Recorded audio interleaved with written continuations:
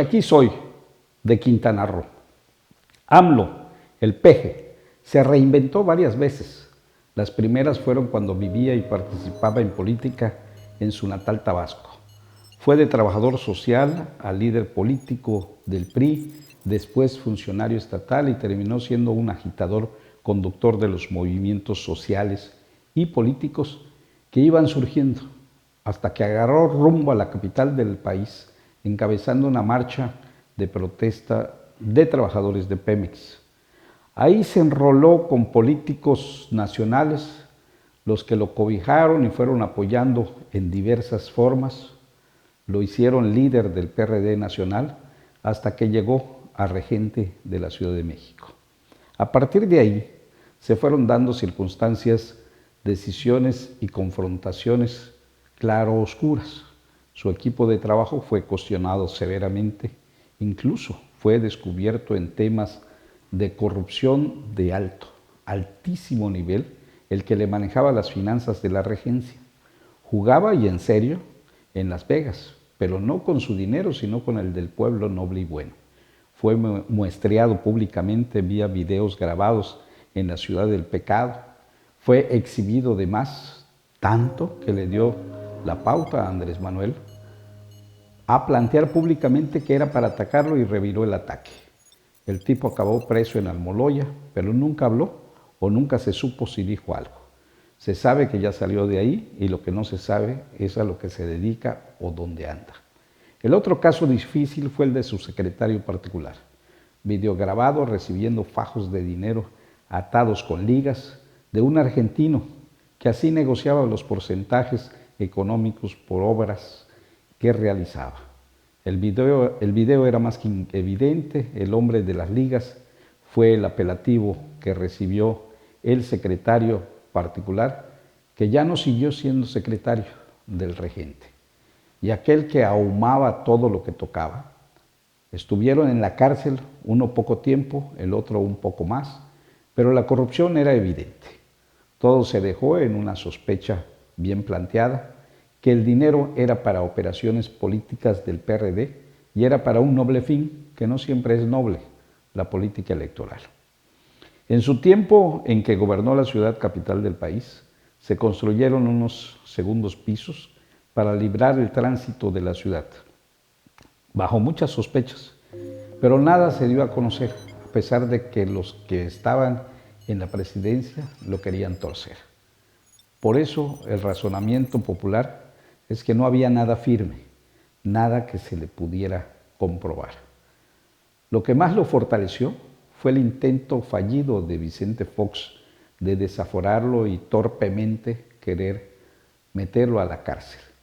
No contó con la habilidad del peje de revertir los ataques y se volvió víctima del poder presidencial. Lo apoyaron hasta los que no creían en él. El hombre siguió viviendo en un departamento de clase media, se movía en un Tsuru, que es un vehículo de clase media baja, y pregonaba a diestra y siniestra que no era ni es corrupto. ¿Cómo le hizo para ser convincente?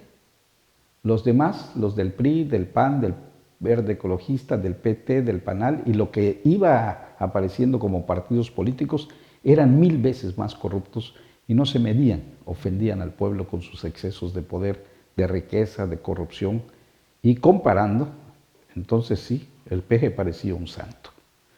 Sus campañas políticas fueron muy buenas, pero al final terminaban en desastre. No había ninguna duda de que le ganaría a Calderón. Los puntos de ventaja que tenía eran suficientes. El desprestigio del gobierno de Vicente Fox en todos los niveles le daba para eso y más. Felipe Calderón era la imagen viva del burócrata o del abogado picapleitos, pero no la de un líder que pudiera mover al pueblo. Roberto Madrazo venía del desprestigio cada vez más creciente del PRI y con pleitos internos más grandes de lo que él suponía, además de la traición de gobernadores y de su operador principal, Ulises Ruiz. Todos se vendieron e hicieron ganar a Calderón. Haiga sido como haiga sido, expresión usada por el mismo Calderón. AMLO perdió porque en la recta final de su campaña se encerró, Dejó su cuarto de guerra, dio de baja a los consejeros que le criticaban mucho y él pensaba que ya estaba consolidado. En los últimos 3 meses de campaña, Calderón lo alcanzó y con la operación del miedo, campaña que le armaron a AMLO, lo hicieron ganar. Ahí también se confabularon los empresarios. La diferencia fue de menos de un punto. Se cerró al 0.56%. Mañana continuaré con el tema. La de la cola. La conformación de la Guardia Nacional está dando más dolores de cabeza de los que habían previsto. La actitud de la Policía Federal es la que está despertando fuertes dudas sobre los conceptos vertidos en la ley que la crea y también en lo que se ha tratado de explicar. Alfonso Durazo está perdiendo el rumbo y entra a un camino muy pantanoso, el que parece frenarlo en sus ansias de ser el sucesor de ya saben quién. Es el segundo en caer en fuertes problemas en relación con sus responsabilidades.